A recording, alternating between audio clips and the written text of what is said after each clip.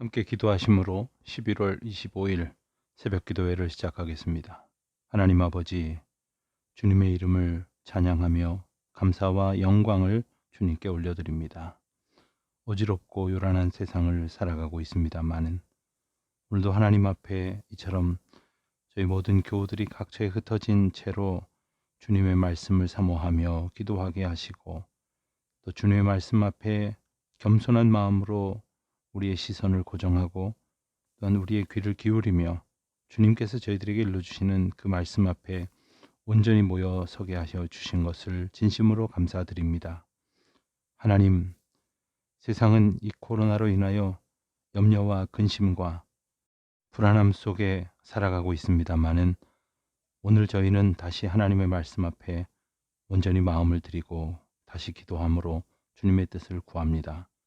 특별히 저희들에게 말씀하시고자 말씀 읽는 귀한 시간을 허락하여 주신 것을 기억하며 온 교우들이 다시 마음을 모으고 특별히 오늘부터 시작되는 신약 성경의 말씀을 한 절 한 절 묵상하게 하시고, 어려운 가운데에 빠져있는 이 나라 이 민족과 세계의 열방이 주님 앞에 겸손히 기도하는 귀한 시간들 되게 하여 주시기를 기도합니다.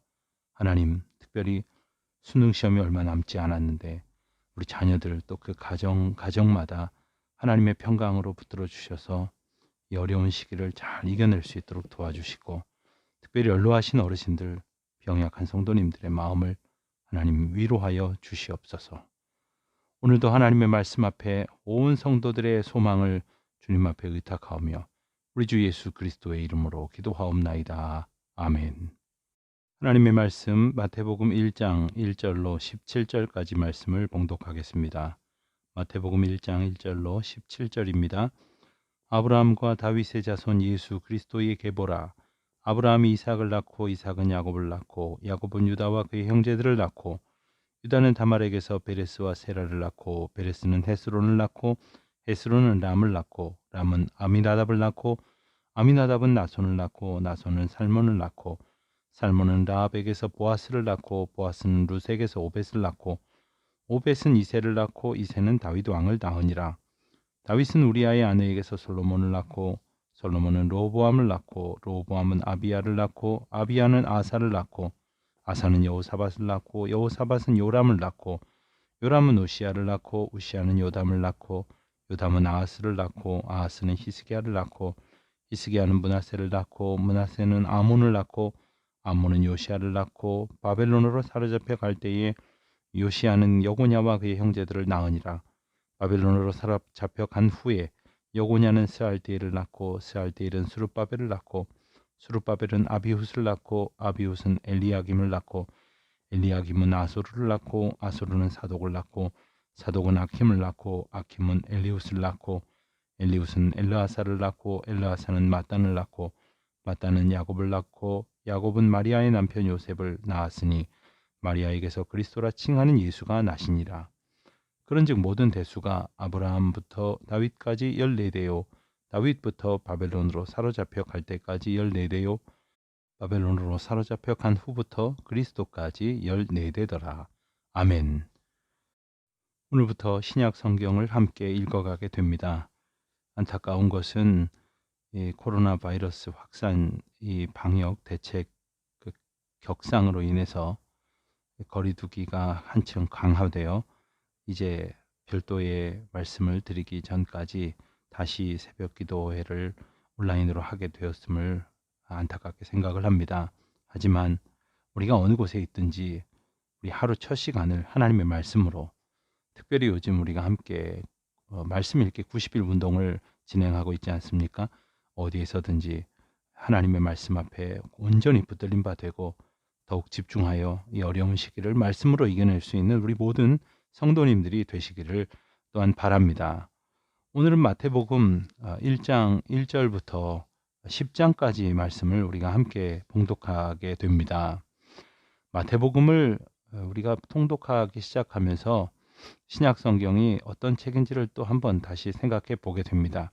무엇보다도 구약 성경을 다 읽어오면서 이제 신약 성경을 시작하게 되시는 것이 여러 가지로 새로운 느낌과 또한 감회를 더하여 주실 줄 믿습니다.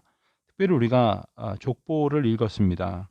족보를 읽었을 때에 우리가 지난 약 2달 반 정도의 기간 동안 구약 성경의 말씀을 읽어오던 그 장면들이 떠오르시게 되었을 것이고, 그 한 사람 한 사람 인물들이 떠올리시게 되었을 것입니다. 그 가운데 이제 하나님의 경륜과 또한 인도하심과 예언의 섭리에 따라서 예수 그리스도의 세계가 시작이 됩니다. 특별히 구약 성경 우리가 말라기서를 본 후로 우리가 오늘 단 하루가 지났지만 성경에서는 수백 년의 시간이 흘렀습니다. 그동안 하나님께서는 특별히 선지자를 보내시지 아니하시는 신구약의 중간 역사, 이 영적인 침묵의 시대를 하나님께서 두셨습니다. 그리고 나서 예수 그리스도께서 오시기까지 하나님의 섭리 속에서 이스라엘 백성들을 이끌어 오셨습니다.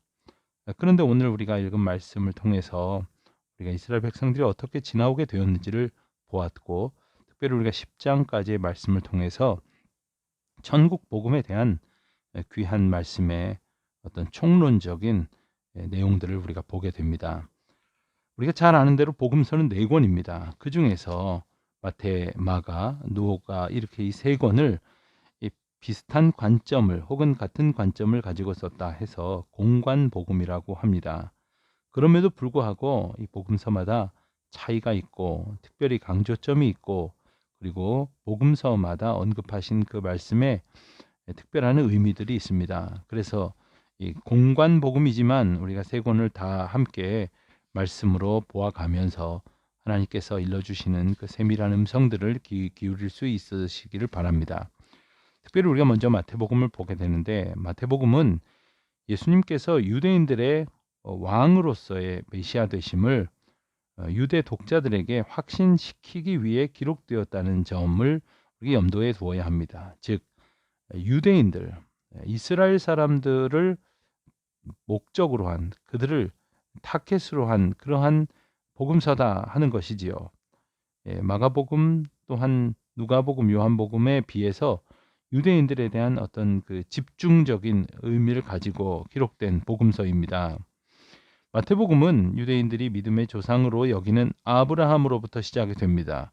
그리고 다윗 왕과 유다의 모든 왕들을 오늘 우리가 읽은 대로 족보에 기록하고 또한 예수님의 조상들을 추적하는 족보로 시작하게 된 것입니다. 그런가 하면 예수님의 나심에 대한 이야기도 다윗 동네 베들레헴에서 탄생하신 이야기라든가, 또한 동방 박사들에 의해 유대인의 왕으로 경배를 받는 이야기, 또 자기 백성의 왕적인 그러한 교사로서 예수님께서 산상수훈을 가르치시는 이야기 등을 통해서 하나님 나라, 천국 백성의 삶은 어떠해야 하는가, 이런 것들을 가르쳐 주시는 말씀으로 우리를 이끌고 있습니다. 마태복음에는 특유한 그 많은 내용들이 유대인들에게 이해를 돕고 있는, 유대인이라면 잘 알아들을 수 있는 그러한 말씀으로 채워져 있습니다. 그렇기 때문에 다른 어떤 책보다도 구약의 예언이 많이 등장을 합니다. 복음서 저자들이 모두 예수님의 다윗의 어떤 혈통을 강조하고 있지만, 마태는 그 어느 저자보다도 그것에 대해서 자주 언급하고 그 관계성을 강조하기도 합니다. 마태는 하나 혹은 그 이상의 복음서와 공통으로 지니고 있는 자료 외에도 몇 가지 마태 복음에만 기록되어 있는 자료들을 가지고 있습니다. 그것을 마태 특수 자료다 이렇게 부르고 있습니다만, 그렇게 된 것은 사실 마가복음이 먼저 기록이 됐고, 그리고 마가복음의 기록들을 보고 특별한 어떤 의도와 목적을 더하여서, 그리고 부족한 것을 덧붙여서 이렇게 기록이 된 것이 마태복음과 누가복음으로 보기 때문에 그러한 특별한 자료들이 나타난다 이렇게 말할 수 있습니다. 무엇보다도 이미 말씀드린 것처럼 예수님에 대한 구약의 언급들이 많이 인용이 되고 있다는 것이 아주 특별한 특징이다 이렇게 말할 수 있겠습니다. 오늘 이제 10장까지 말씀을 보게 되어지는데, 우리가 1장에서는 예수님의 족보와 1장 이제 뒷부분부터 2장에서는 예수님의 탄생 이야기에 대한 기록이 자세하게 등장을 합니다. 예수님의 탄생에 대한 기록은 이곳과 함께 누가복음에서 등장을 하게 되어지는데, 이 두 곳에 예수님의 나신 이야기 그리고 구약에 예언된 이야기, 이런 것들이 상세히 설명이 되고 있습니다. 3장에서는 세례 요한과 예수님의 그 세례를 받으신 사건에 대해서 언급이 됩니다. 세례 요한이 예수님보다 먼저 이제 복음을 선포하고, 그 복음이라고 하는 것은 메시아께서 오시는 것, 예수 그리스도의 구원이 가까이 왔다고 하는 것이겠지요. 그래서 그는 외쳤습니다. 회개하라, 천국이 가까이 왔느니라. 하나님의 나라가 가까이 왔다는 이야기는 어떤 국가적인 개념이라기보다는 통치의 개념입니다. 다스림의 개념입니다. 하나님이 다스리시는 나라. 그런데 하나님이 다스리시는 나라라고 하는 것은 어떤 주권적인 의미를 넘어서서 예수 그리스도께서 오심으로 그분이 우리를 다스리실 때 하나님이 다스리시는 나라가 된다는 것을 설명하고 있기 때문에 예수님이 가까이 오셨다고 하는 의미이기도 한 것입니다. 그리고 예수님께서 마침내 요단강에서 세례 요한에게 세례를 받으시고, 또 그때에 그 벅찬 그 감동의 장면이 펼쳐지지요. 예수님께서 세례를 받으시고 물에서 올라오실 때 하늘로부터 소리가 있었다고 했습니다. 이는 내 사랑하는 아들이요 내 기뻐하는 자라, 이렇게 말씀하시는 귀한 음성이 들려집니다. 그리고 이제 4장에서 예수님께서 시험을 받으신 이야기가 나옵니다. 3가지 시험을 받으시고, 그리고 예수님께서는 그 시험을 물리치신 후에 시험을 받으셨으나 시험을 말씀으로 이겨내시고, 그리고 예수님의 사역을 시작하십니다. 예수님의 첫 번째 메시지 역시 회개하라, 천국이 가까이 왔느니라 하는 메시지였죠.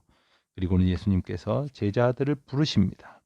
그리고 예수님께서 하나님 나라에 대해서 가르치시고 전파하시고, 또 모든 사람들의 약한 것들을 고치신다 하는 예수님의 사역이 소개가 됩니다. 5장, 6장, 7장은 흔히 우리가 산상수훈이다 혹은 산상설교다 이렇게 말하는 말씀이 이제 소개가 됩니다. 예수님께서 무리를 보시고 산에 올라가 앉으시니 제자들이 나온지라 하고 시작되는 8가지 복의 선언입니다. 요즘 우리가 이제 수요 예배 때 마태복음을 우리가 공부하고 있죠. 그래서 이제 팔복을 공부하고 있는 즈음인데, 우리가 수요일 말씀도 함께 우리가 기억해 보시기를 바랍니다.